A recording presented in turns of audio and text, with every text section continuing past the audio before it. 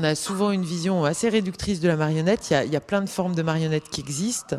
Moi, je fabrique des marionnettes, puis ensuite la metteur en scène, qui est elle aussi marionnettiste, elle vient et on retravaille les marionnettes, on retravaille l'histoire ensemble sur mes propositions. Donc c'est comme un aller-retour. Et là, c'est nos premières dates en tournée à Caen, au Boréal, et avec la Comédie de Caen.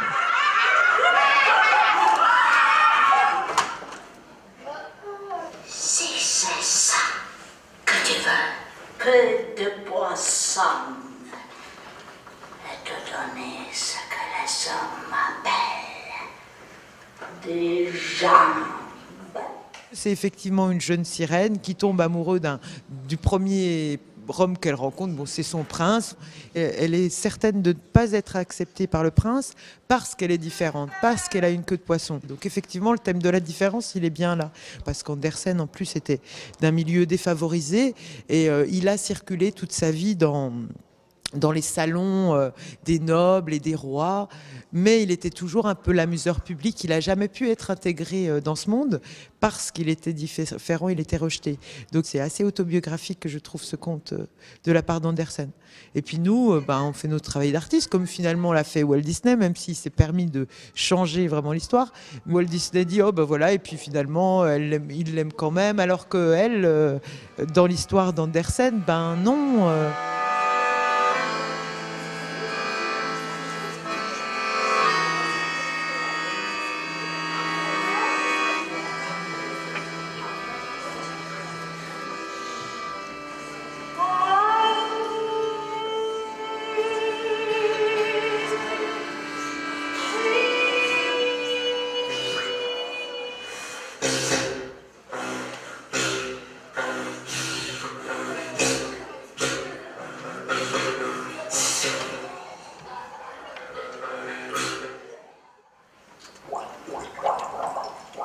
C'est des marionnettes pour la plupart taille humaine que je manipule avec différentes parties de mon corps.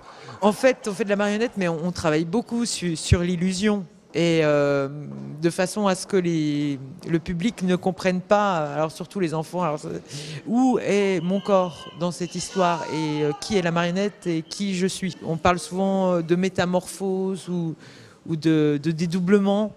Donc voilà, oui, on essaie de faire un petit peu de magie. On est là pour ça.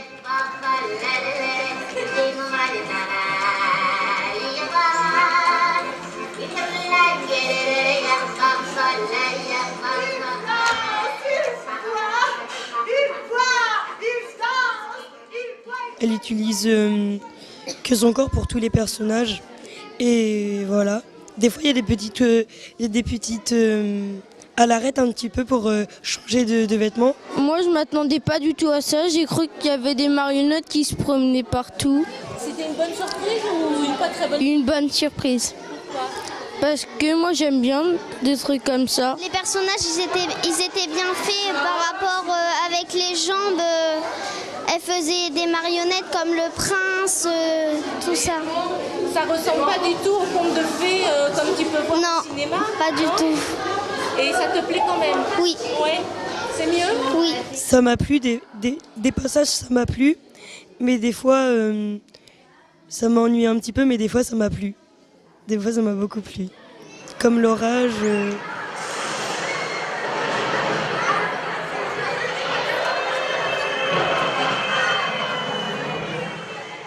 Le projet existe en fait depuis 4 ans. C'était à l'origine un partenariat entre la Comédie de Caen et la circonscription de l'éducation nationale d'Hérouville-Saint-Clair, donc limité à un certain nombre de classes. Et depuis 3 ans, il a été étendu à toutes les classes de CM1, CM2 d'Hérouville.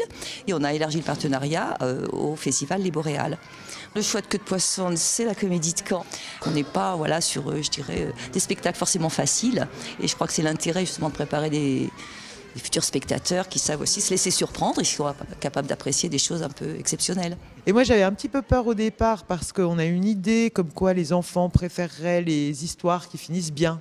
Et en fait, j'ai travaillé avec beaucoup d'écoles tout au long de ce projet et aussi des enseignants. Et non, les enfants ne préfèrent pas les histoires qui finissent bien, qui finissent mal. Ils aiment les histoires qui les font rêver et avec qui ils peuvent connecter. Voilà. Et qui n'a pas été rejeté dans la cour d'école par un groupe, par un amoureux. Et c'est dur, voilà. Alors on peut partager ça au théâtre aussi.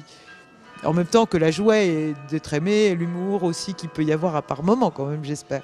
Parce qu'après tout, on a beau être très malheureux quelquefois, la vie continue petit à petit, on se relève quand même, j'espère.